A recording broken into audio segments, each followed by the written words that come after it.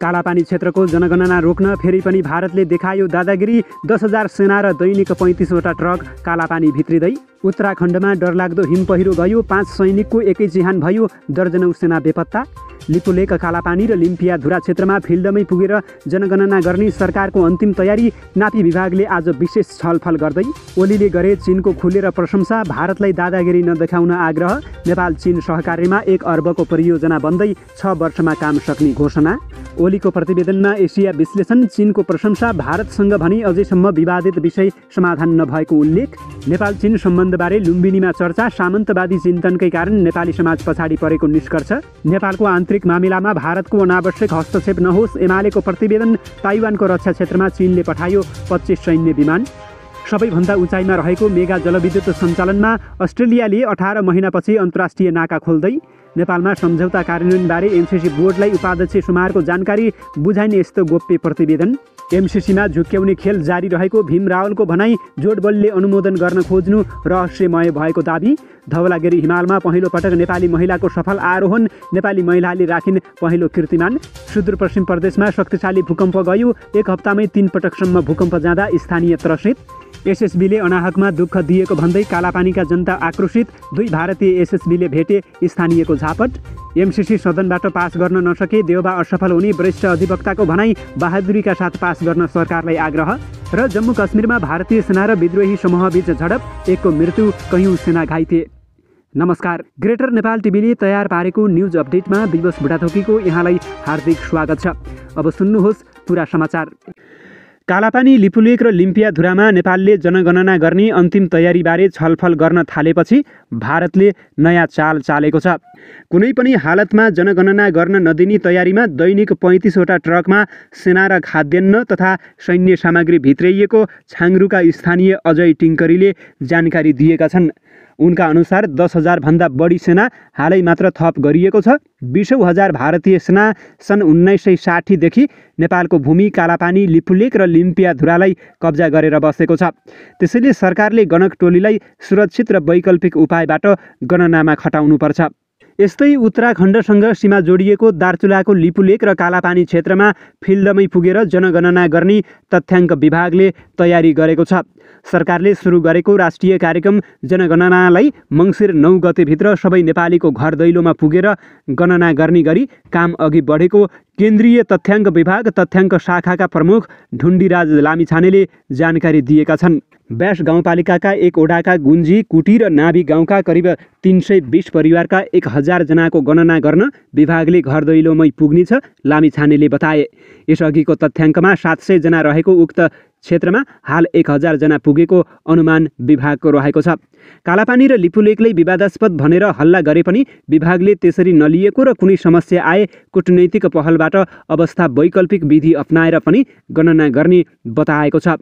विभागले तालिम दिएर 8000 सुपरभाइजरलाई गत भदौ 30 गतेबाट फिल्डमा पठाइसकेको छ। विभागले असोज 18 गतेभित्र सम्पन्न गर्ने पहिलो चरणको घर सूचीकरणका काम सम्पन्न गर्ने कार्यतालिका पनि बनाएको छ। विभागले छनौट भएका गणकहरूलाई कोभिड विरुद्धको खोप लगाइने र कार्तिक 25 देखि मङ्सिर 9 गतेसम्म फिल्डमा खटाएर गणना सम्पन्न गर्ने विभागको कार्यक्रम रहेको जनाएको छ। यो समाचार गोर्खापत्र दैनिकमा छापिएको छ।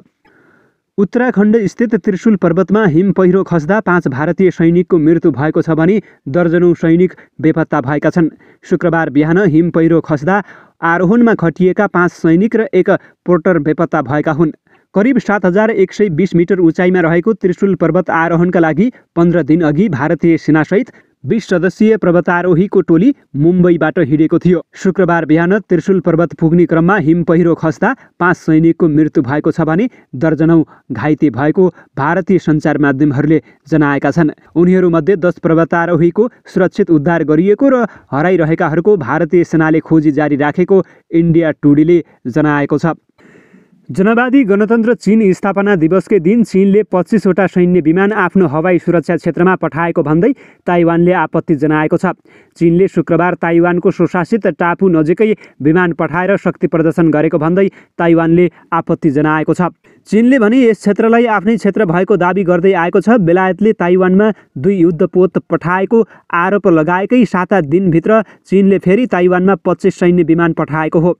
ताइवानको रक्षा मन्त्रालयले चीनले 22 लडाकु 2 परमाणु बम वर्षक र 1 पनडुब्बी विरोधी विमान आफ्नो रक्षा क्षेत्रमा पठाएको जनाएको छ। चीनले यसअघि पनि पटक पटक ताइवानको रक्षा क्षेत्रमा युद्ध विमान पठाइसकेको थियो। गत साता ताइवानले ट्रान्स पेसिफिक व्यापार सम्झौतामा समावेश हुन आवेदन दिएपछि चीनले आफ्ना 24 विमान ताइवानको क्षेत्रमा पठाएको थियो। चीनिया नेताहरूले ताइवानलाई एक दिन कब्जा गर्ने प्रतिक्रिया दिँदै आएका छन्। आवश्यक परेमा बलपूर्वक कब्जा गर्ने उनीहरूले बताउँदै आएका छन्। 2016 मा ताइवानमा राष्ट्रपति निर्वाचनपछि चीनलाई दबाव बढ्न थालेको बताइन्छ। ताइवानका राष्ट्रपति साई इङ बेन सहित नेताहरूले चीनबाट स्वतन्त्र भएको प्रतिक्रिया दिन थालेपछि चीनले यस क्षेत्रमा थप गतिविधि बढाउँदै आएको छ। कालापानीदेखि केही तल छाङ्रुका स्थानीय बासिन्दाले 2 भारतीय सीमा सुरक्षा बल एसएसबीलाई कुटपिट गर्दै गाउँ निकाला गरेका छन्। पटक पटक गाउँमा आउने र निर्दोष गाउँलेहरूलाई अनेक दुःख दिन थालेपछि स्थानीय बासिन्दा आक्रोशित भएका हुन्। हिजो बिहानतिर गाउँ पसेका एसएसबीले त्यहाँका स्थानीय एक व्यक्तिलाई हाम्रो अनुमति नल्याइकन किन भारत गएको भनेर तर्साउन थालेपछि स्थानीयहरू आक्रोशित मुडमा उत्रिएका थिए। आक्रोशित बासिन्दाले ती 2 एसएसबीलाई कुटपिट गरेर गाउँ निकाला गरेको बताएका छन्। लाङटाङ राष्ट्रिय निकुञ्ज क्षेत्रबाट चीनसँगको पहिलो अन्तर्देशीय प्रसारण लाइन निर्माणका लागि सर्वे सुरु गरिएको छ।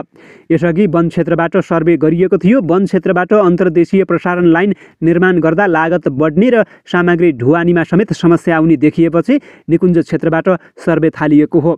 राटेमाटे रसुवागढी केरुङ 400 केबी प्रसारण लाइन आयोजनाको टोलीले राटेमाटेदेखि रसुवागढीसम्म सर्वे गरिरहेका छन्। अहिले 10 जनाको टोलीले सर्वेको काम गरिरहेका आयोजना प्रमुख कोमलनाथ आयुत्रेले बताउनुभयो।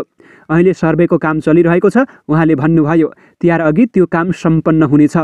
प्रसारण लाइनको चीनतर्फ तिब्बतमा रहेको जिलोङ काउन्टी र नेपालतर्फ नुवाकोटको त्रिशुलीमा सब स्टेसन राखिने आयोजनाले जनाएको छ। नेपालतर्फ 400 केबी डबल सर्किट र चीनतर्फ 500 केबी डबल सर्किट लाइन हुने आयोजनाले जनाएको छ।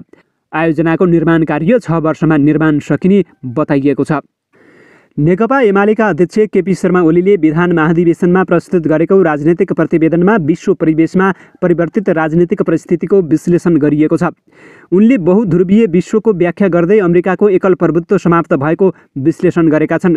ओलीले राजनीतिक प्रतिवेदनमा विश्व शक्ति सन्तुलनमा तीव्र परिवर्तन देखा परेको उल्लेख गरेका छन्। उनले भनेका छन्, लामो समयसम्म युरोप अमेरिका केन्द्रित विश्व ढाँचामाथि चीनको उदय, शक्तिशाली राष्ट्रका रूपमा रुसको पुनरागमन, ब्रिक्स साङ्घाई सहकार्य सङ्गठन लगायत क्षेत्रीय शक्ति र सङ्गठनहरूको भूमिकाले चुनौती दिएका छन्। चीनको उदयको विषय भइरहँदा उनले खुलेर प्रशंसा गरेका छन्। चीनले प्राप्त गरेको उपलब्धिका लागि बधाई पनि दिएका छन्। चिनिया विशेषता सहितको समाजवाद निर्माणमा चीनले हासिल गरेको प्रगति अभूतपूर्व छ, ओलीको राजनीतिक प्रतिवेदनमा भनिएको छ। चीनले औसत रूपमा समृद्ध समाजवादी राष्ट्र बन्ने पहिलो शताब्दी लक्ष्य हासिल गरेको भन्दै चिनिया कम्युनिस्ट पार्टी र चिनिया जनतालाई बधाई दिएका छन्। भारतप्रति भने ओली आक्रामक बनेका छन्। उनले राजनीतिक प्रतिवेदन मार्फत भारतलाई हस्तक्षेपकारीका रूपमा प्रस्तुत गरेका छन्। उनले भनेका छन्, भारतसँगको व्यापार घाटा, लिपुलेक, लिम्पियाधुरा, कालापानी र सुस्ता क्षेत्रमा नेपाली भूभाग फिर्ता, सीमाको व्यवस्थापन, नेपालको आन्तरिक मामिलामा हुने अनावश्यक चासो र हस्तक्षेप जस्ता विषयमा नेपालको चासो र सरोकार छन्। उनले भारतलाई हस्तक्षेपकारी भनी उल्लेख गरेका छन्। 2072 सालको नाकाबन्दीमा भारतको भूमिका रहेको राजनीतिक प्रतिवेदनमा भनेका छन्। संविधान जारी गर्नबाट रोक्न भारतले दबाब दिएको भन्दै प्रतिवेदनमा आलोचना गरेका छन्। अमेरिकाप्रति पनि ओलीको राजनीतिक प्रतिवेदन नकारात्मक देखिएको छ। उनले एसिया प्रशान्त क्षेत्रमा अमेरिकाले सारेको नीति र विश्व प्रतिस्पर्धाको केन्द्र बनेको विषयबारे व्याख्या गर्दै भनेका छन्, इन्डो पेसिफिक स्ट्राटेजी यस्तै विषयतिर लक्षित रहेको छ। अफगानिस्तानमा अमेरिका र नेटो गठबन्धनका सैनिकहरू 20 वर्षपछि हटेको भन्दै ओलीले भनेका छन्, जुनसुकै बहानामा गरिए पनि बाह्य हस्तक्षेप र आक्रमण गलत हो। उनले अफगानिस्तान घटनाको बाछिटा दक्षिण एसियामा पर्न सक्ने र भू राजनीतिक तनाव सिर्जना हुन सक्ने सम्भावनालाई नेपालले पनि ख्याल गर्नुपर्ने भनेका छन्। उनले चीन र भारतबीच मत भिन्नताको अन्त्यको आशा व्यक्त गर्दै भनेका छन्, यसले विकास र सहयोगको त्रिदेशीय सहकार्यको सम्भावना पनि बढ्नेछ। चीनले सबैभन्दा उचाइमा निर्मित मेगा जलविद्युत आयोजना सञ्चालन गरेको छ। दक्षिण पश्चिम चीनको सिचुवान प्रान्तमा अवस्थित सो जलविद्युत आयोजना बुधबारदेखि सञ्चालनमा ल्याएको हो। यालोङ नदीमा निर्मित सो परियोजनाको डिजाइन चेन्डु इन्जिनियरिङ कर्पोरेसनले गरेको हो। सो परियोजना करिब 3000 मिटर उचाइमा निर्माण गरिएको छ, जुन अग्लो स्थानमा बनेको चीनको पहिलो र संसारको दोस्रो जलविद्युत परियोजना हो। सो परियोजनालाई चीनले आफ्नो ऐतिहासिक र विश्वको जलविद्युत आयोजना विकासको इतिहासमा कोसे ढुङ्गाको रूपमा वर्णन गरेको छ।